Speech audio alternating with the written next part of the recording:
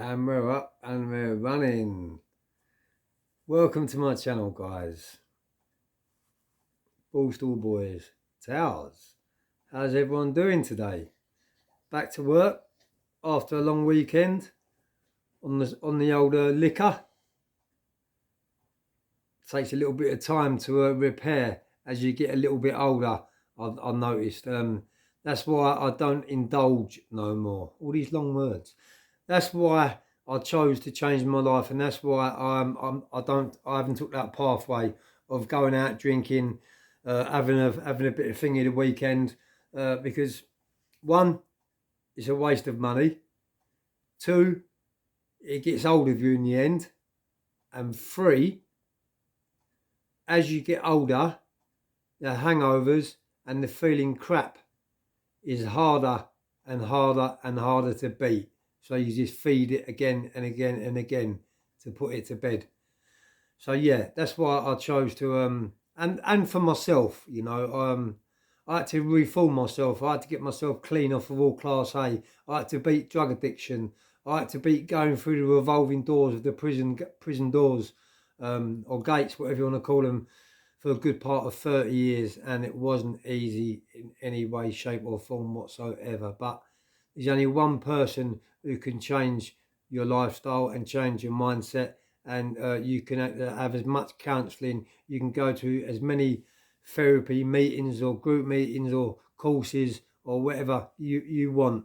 But if you're not ready to change your mindset, if you're not ready to say goodbye to your old lifestyle, then it's not worth going, because you're just not going to do it. I'm not saying that after someone relapses, you know, they're straight back on the thingy, because, you know, many people do relapse, and I relapsed quite a few times when I started doing work on myself and getting myself into recovery and things like that. Yeah, when I first come out in 2010, got to my missus. I'll tell you a quick story of a relapse. I got my missus. I'd moved in with my missus, Sam. She's a good friend of my sister, Angela. So we've known each other, or she'd known my family for most of her life. So it wasn't like we were strangers. We knew each other. And yeah, moved into Sam's flat and become a mobile tattooist, because I'm an artist and that's what I used to do in prison. And when I got out, I bought all the kit and bought all the practice stuff, learned how to do it, and was absolutely smashing it. I took the roof off of it for a good part of 5 or 6 years, right up to an extent, and right up to a point when I had to retire and say I can't do it no more. And the reason I had to, it seems a bit long now. I've got a lot of words in this video and it's only on 3 minutes. Wow. Just goes to show you it's come straight out of my heart, and it, guys. But yeah, I mean, I was working so hard doing tattoos. In the end, it started giving me really, really bad migraines, bad headaches. And the reason for that is because you've got your eye trained on the prick of that pin for as many hours during the day as it takes to do tattoos. And in the end, it was giving me migraines. And I didn't realise what it was, what was giving me the migraines, or what even started the headaches off, until I went to my doctor. And like, the doctor sat me down and said, look, what do you do for a living? And I said, I'm a tattooist. And he said, well, there's your answer. That's the reason why you're getting severe headaches, because of the concentration and what it takes. Because, you know, I knew more than anyone that, you know, you can't make mistakes on people's skin, because they're irreparable. Once you make a mistake, mess a tattoo up, you know, you can have a cover up and other things maybe to blank it out. But, you know, it's me.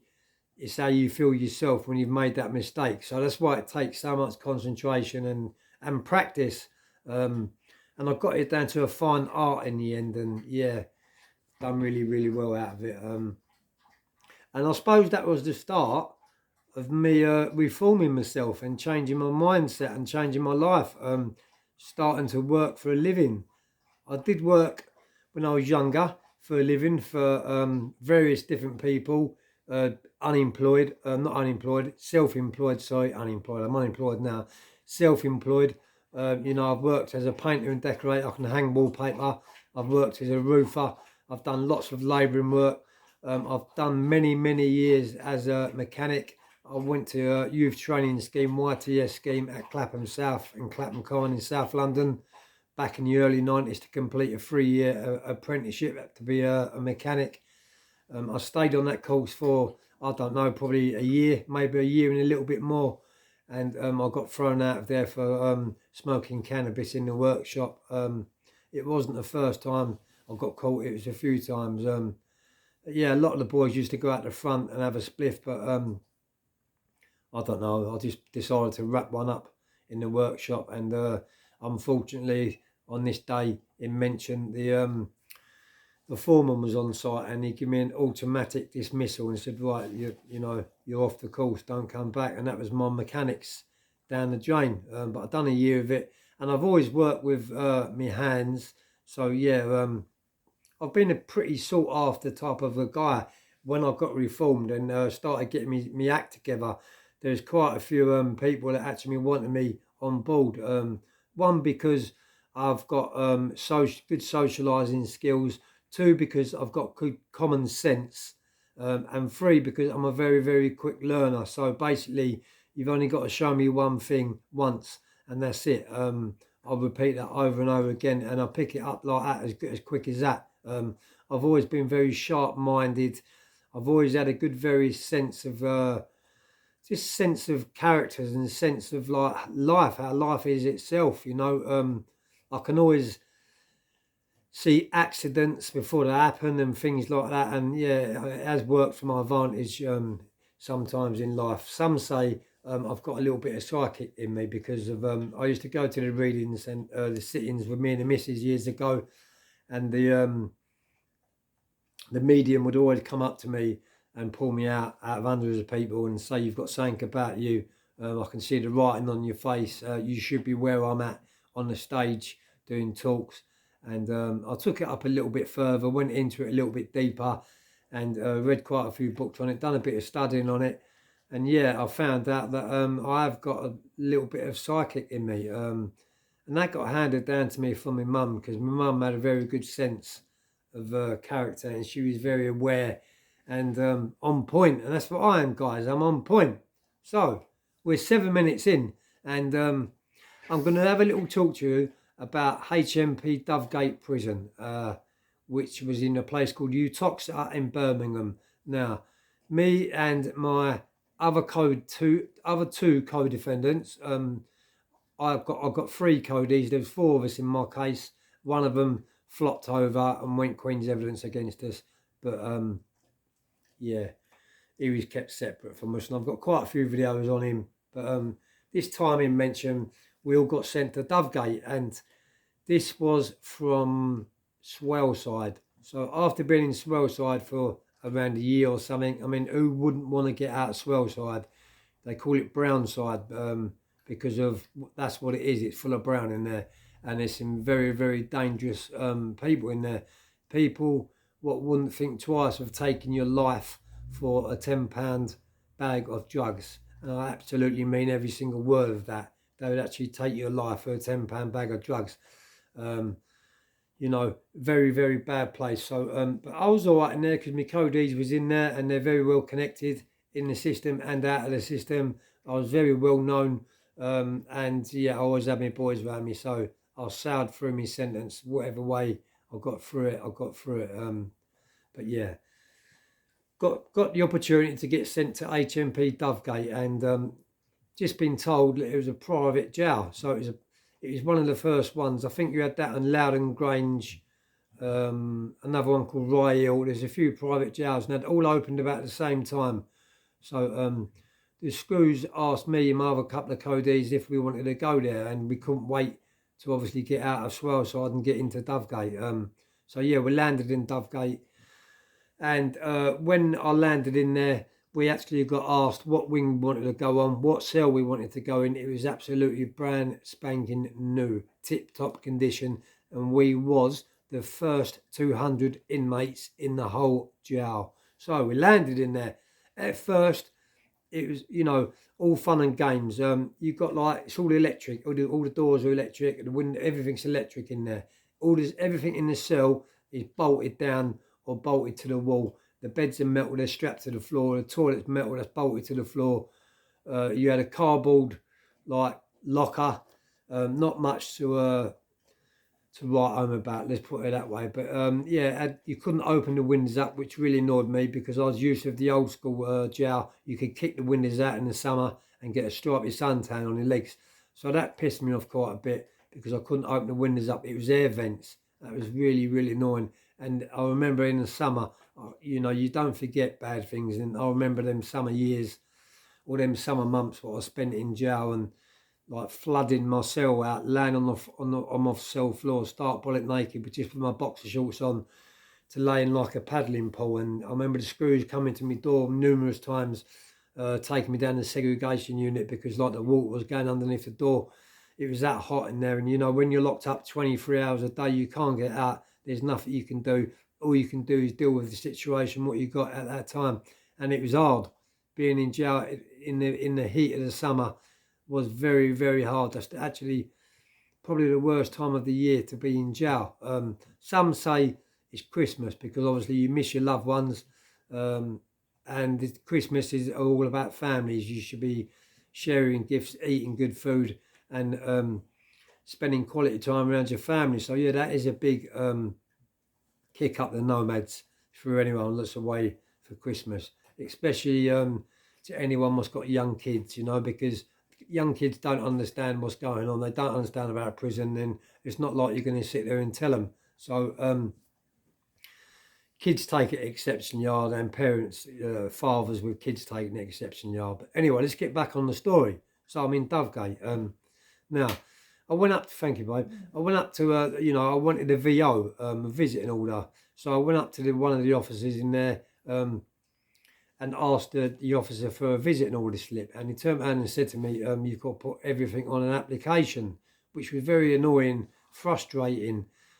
Any complaints you had or anything you wanted in there to do with wanting had to go on the application form. It was very, very annoying. You could just go up to one of these screws and ask them just as simple as questions like, it could be a Saturday afternoon, and you might say to them, what time do I get banged up after dinner tonight? Or something similar. Have we got any gym tonight? Is there any church tomorrow? Anything, any questions in jail. And any question I was asking these screws, they just did not have a fucking clue. They had to read everything out of a book, off a computer, or they'd say fill an application out. And it got really, really frustrating. So although we was out of our cell all day long, because the door was unlocked at 9 bells in the morning, and you weren't locked up, you know, only for dinner and tea, and then you was unlocked, and you had to work in there too, because if you didn't work, they'd throw you out of jail. So I was working in the pallet shop, out of all places, you know. I'm talking about big pallets, what they use outside. We're on industrial estates, and you know, amongst me in this pallet shop is all my pals. But then you've got lifers, you've got murderers, you've got people that's committed horrific crimes, and they're using hammers, they're using, you know, axes, they're using blades, they're using 6-inch nails, and we're using nail guns to get the pallets together. And there's a few arguments in the pallet shop when I was in there, you know, and I always used to think to myself, no way, you know, this is the last place where you want to have an argument with anyone, because there's so many weapons around. It's just too easy just to pick a weapon up. So I do think that that should be looked into, and I still think it should be looked into today. There's definitely some holes in the floor there when it comes to long-termers and lifers in jail that work in workshops, metal workshops and things like that, you know, and you can take your own shank back to your cell. I know they've got metal detectors, but there's always ways and means of getting them back to the cell. Like, you know, you could be working in a metal workshop and you want to get a shank back to your cell, but you know you're going to get wanded down when you come out. So you know that the hot plate, a hot plate goes past your work every afternoon, you know, and you know the bloke was wheeling the hot plate because you've got no screws there. You're inside the exercise yard or in the grounds of the prison. And the guys that work down the kitchens, they don't need chaperoning, or you know, they can walk alone from the kitchen to the wing to pick the food up. So you know, it was easy just to slip a shank out the toilet window, drop it out the window, and get the kitchen boy, the hot plate boy, to pick it up and give it back on the cell that same night. It was that easy. The prison was absolutely rife with very, very serious, deadly weapons. And that's why you don't really hear much about it, the violence, what goes on in jail today, because they know, the screws know, the parole board know, there's holes, there's flaws in the system, and these things should not be happening, but they are. So this is why the public don't hear about it, because it's all swept underneath the carpet, guys. And if you're an inmate, if you lose your name, you lose everything about you. You become a number. You don't become anyone in life anymore. You're just a number. You've got number 1 there, number 2 there, number 3 there. That's all you are in prison, is a number. So yeah, it was very frustrating going into Dovegate. But because the screws in there, they'd only just probably have 1 month's training, and they're dealing with long-term jails. They're dealing with lifers. They're dealing with people who spent decades in prison, and some very serious cases. And it's very disrespectful to that inmate to turn around and say, "Sorry, can you fill out an application form? I don't know the answer to that." So it's very frustrating. So all good things come to an end. And there was a mixed race female officer working in there. She was quite pretty, actually, a bit on the large side, but quite pretty and attractive. She was only probably about 25, 26. And as I said, I was with my other couple of codees in there. And we had a mate called Squaddy. He was obviously been in the army. And I don't want to mention his name because I haven't got permission to. But let's just say his name was Squaddy. He was a dread, he was a ruster, and he was from Birmingham. So, because he was our pal, he was one of our boys and our code, he was having it with him, and he was part of our firm. He was coming back and he was telling us that this female officer, every time she unlocked his door and things like that, he felt the eyes on him. And when you've got that opportunity in jail to step over that mark and to take a risk, because it would be a massive risk to make advances to any female officer while you're in prison, is a very, very big gamble you're taking. And this is why many female officers get sacked down to it, because it's always the officers what make their first advance to an inmate, and for that reason only, because that inmate don't want to get stitched up with a grape charge. And you've heard about these things over the years in prison, inmates getting arrested for grape of an officer. But yeah, it wasn't long, probably a few months, and this female officer was taking the latch off the door, and she was going into Squaddy's cell and staying in there for around 10 minutes and coming out with a big smile on her face and doing her top button up. So, it wasn't rocket science that Squaddy was getting hold of this female officer. And my other codie got a wind of it, and she made advances to my other codie, and he also copped for her too. So both of my codies were doing this female screw. I didn't take the chance. I didn't take the risk. I didn't think that she basically liked white people, because she was a mixed race, and both of my codies were black. And I'm not saying it's a racist thing, or I don't want to bring racist things up like that, but people have got ways of doing things and different ways and different things. So I didn't think it was for me. So obviously I didn't make no advance, and I didn't try. But yeah, we had, she bought us in phones. We all had phones each. So do you remember it's called a Mars bar phone, and it used to just slide up and down like that. We all had phones, and those kept in the most obvious place where you'd keep a phone in jail. That's why they're very, very small. So the screws couldn't get them. They was very hard to detect. Someone put, around 3 months later, someone basically put a letter in the box about me and my codies and said that we was dealing drugs in the prison, and then we all had phones. So one evening, I don't know, say around 10 o'clock, I heard keys jangling. I heard quite a bit of commotion outside my cell, and I heard the dogs, and my cell door bust open. So bang, they strip searched me, and at this time I had my phone on my bedside, because I just spoke to one of my sisters, actually, Pamela. Yeah, they got me phone. They didn't get no drugs, but they got me phone, and they swagged me down the block. They bend, like the Mufti squad come in on hard on me, and when they come in on it, they bend you up, they put your legs up your back and your arms behind your back, and they pick you up like a chicken and literally pick you up like a chicken and carry you down the block by your handcuffs. So yeah, I've got put down the segregation unit under good order and discipline, and for investigations. My other codees got put down there, and we was down there for a few months, and we got swagged out of there. We got ghosted out of there, out of the segregation unit. I got ghosted out of there. It must have been 2s, 3s, 4s in the morning. I don't know, because I was down there for so long. You don't see much daylight, and you forget the time of day. You forget the time of the week it is. So I don't know, but it was early hours in the morning when they swagged me out of there, and I landed in Whitemoor. So yeah, I've got quite a few stories on Whitemoor. If you go back on my post, you'll see it. And that's when, you know, I met all the boys in there, the Essex boys, got convicted of that anyway, Mickey Steele and that. But that's another story. That's another story altogether, guys. So I'm going to leave this one here. But I hope you've enjoyed my little story. I do like to put awareness out there.